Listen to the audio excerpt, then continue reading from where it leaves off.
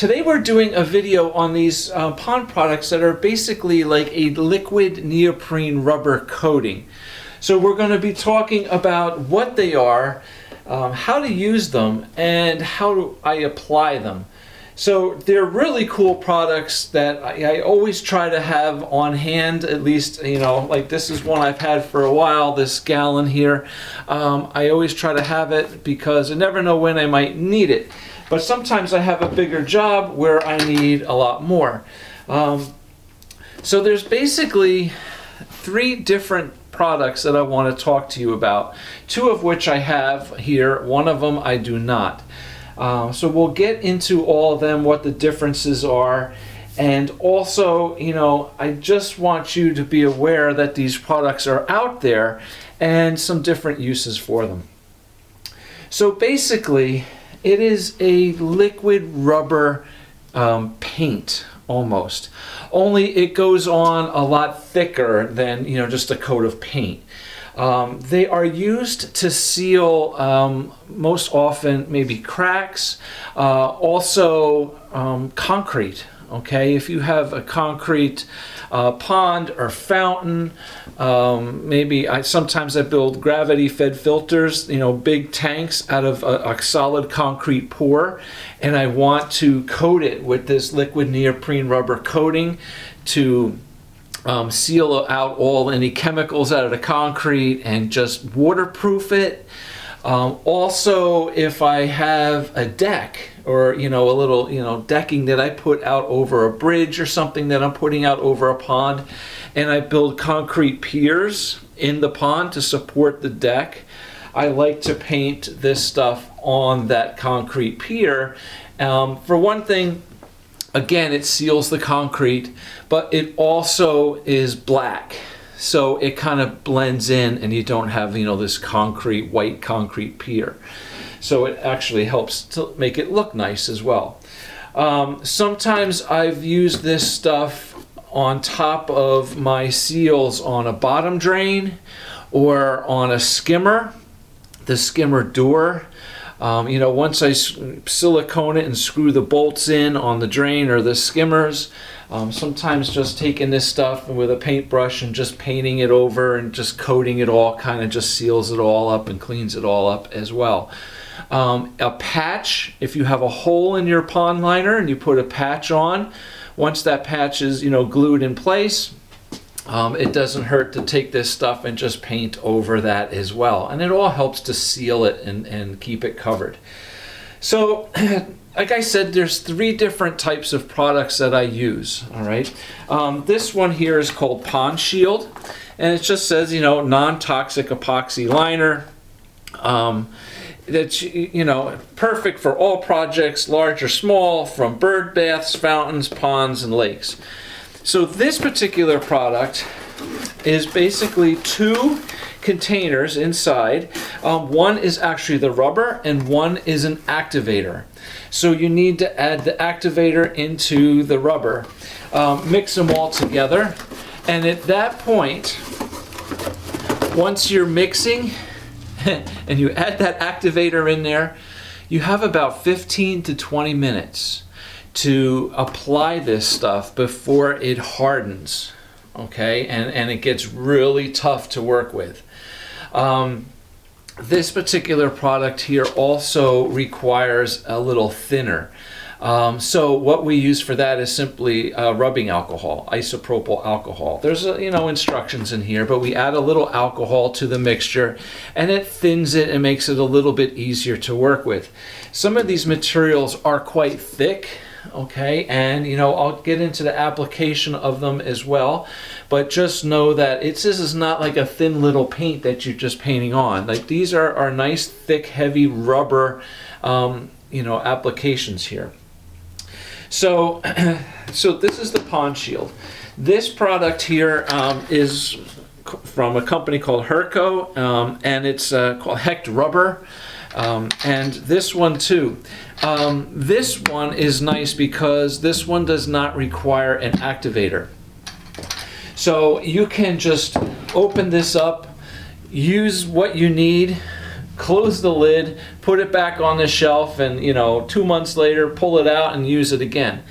These products like this, once you add that activator into it,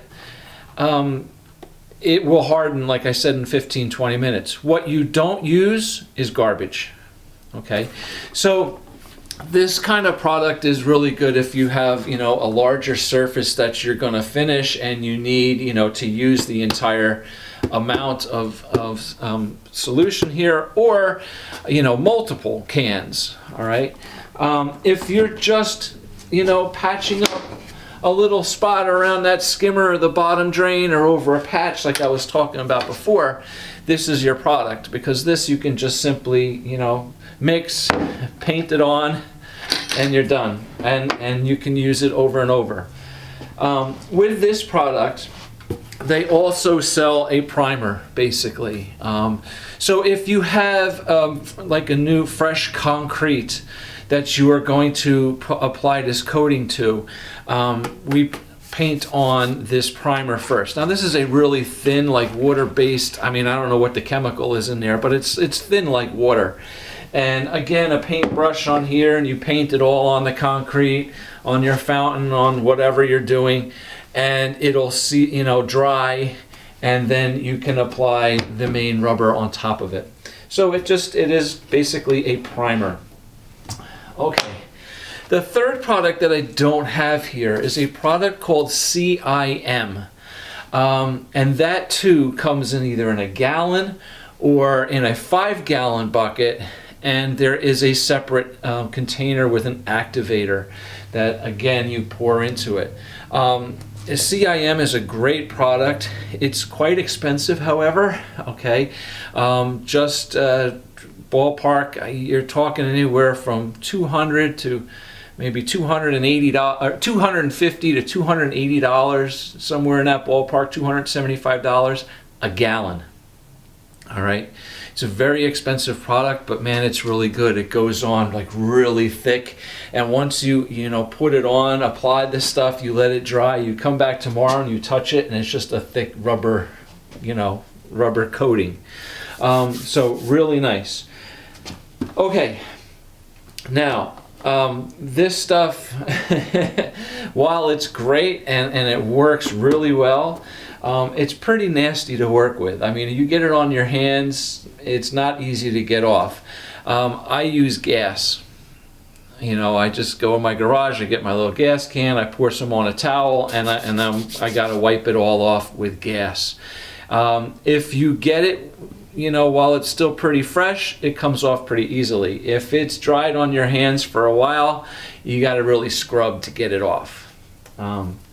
So just be careful. For that reason, I wear rubber gloves, like something like these. And once you're done applying this stuff and you get this all off of you, it's in the garbage. All right, and everything is it's garbage afterwards, except for this product. Like I said, this can be opened, reused, opened again, use it, open, use it. All right, now to apply this stuff, I always bring a garbage bag, okay, a big plastic garbage bag, and sometimes you even just lay this out on the ground. Put your paint cans on top of it, these rubber containers, and do all your mixing and everything on top of it. Because again, if you're doing this on a sidewalk or a patio area, pavers or whatever, you don't want to get this stuff on all those pavers and patio because it's not coming off. All right, so put down a nice plastic tarp or something underneath. Get an electric drill. I have this mixer for my drill. And this is how I mix these containers. You can see the end of this thing, how full of rubber and coated it is. It's pretty amazing. From there, we use just cheap paint brushes, okay? And also I've often used basically a grout trowel that has a rubber pad on the bottom of it, okay? So, it's got the handle, but there's a rubber pad on the bottom. And the easiest way to apply this stuff, if you have a larger area, you know, be it a fountain or, you know, one of my big gravity fed filters, is I like to just pour this stuff out. Mix it, add my activator, pour a whole bunch of it out on the floor, and then just use these trowels and just spread it all over. Just, you know, squish it all up on the walls, right, all around the sides and everything with the trowel. It goes on pretty quickly, all right? But like I said, you've got 15 to 20 minutes to use it. So you have to be really careful. You know, a gallon of this stuff on a big surface, in 15 and 20 minutes, you can apply it. It's not really too bad. But by the time you're almost done, it's really getting tacky and it's harder to push around. So be aware of that. If you have a big area and you are by yourself, okay, like I mentioned, the CIM product comes in a 5-gallon container. And you may need 5 gallons to do whatever you're doing, okay?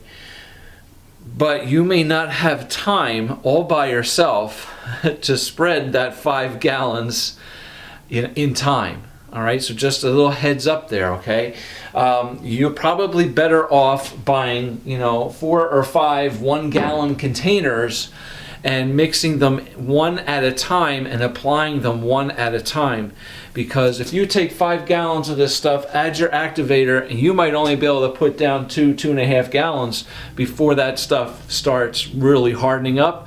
Once it starts hardening up, you're not even going to get it out of the bucket. So it's, yeah, all right, just be aware of that. So yeah, so like a rubber grout trowel, right, to spread it out, smear it around, and then I use a bunch of these brushes to just, you know, also smear it, you know, dump some out, smear it around. You don't have to be nice and neat. When you put this stuff on and you're applying it, and you know, it will all just kind of blend in together and form one solid seamless seal. So it's pretty cool. Once you're done, that garbage bag, everything is going in it. The paint brushes, right? The cans, the empty cans, your gloves, whatever towels, whatever you're mixing with, everything just goes right in the garbage can, and away it goes. All right. So, very cool product. You know, really nice to use to seal things. Especially concrete, okay, if it's fountains. Now, let me just say this. If you ever heard of Flex Seal on TV, kind of similar, right? It comes in sprays, you know, you spray it on your gutters and whatever. And it also does come in containers. It's a similar type of product. However, I don't have much experience with that. I honestly, these I know are all pond and fish safe. They're all non-toxic in that respect. Flex Seal, I'm not sure about its toxicity when used for fish pond applications, but I will tell you the one experience that I've had with the Flex Seal, I had a lady who had a concrete ornamental fountain and it had a crack through it. And she painted it all with that, and it leaked like crazy. And not only that, the stuff did not stick to the concrete very well at all. I literally was just peeling it right off. This stuff works much, much better. Like I said, this stuff is not cheap. The CIM is the most expensive. This container here, you know, with these quarts, I want to say this is roughly $100 for a package. And this hecked rubber for the gallon, it is shipped as a hazmat material, so the shipping is a little bit more on it, but I want to say it cost me about $150 a gallon.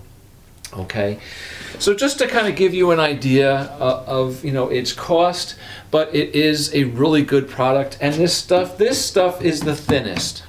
So this goes on the thinnest, but you can put on multiple layers. You can let it dry and put on another layer on top and another layer. And just depending on how you know, much you're dumping your brush in there and spreading it on, you can put it on thicker. But they're really good products. Okay, so I hope it gives you just some information and a good idea of what these products are, how to use them, and you know, how to apply them. So just be really careful. Like I said, you don't want to get this stuff on your hands, on your patio, on anything else, because it's really hard to get off.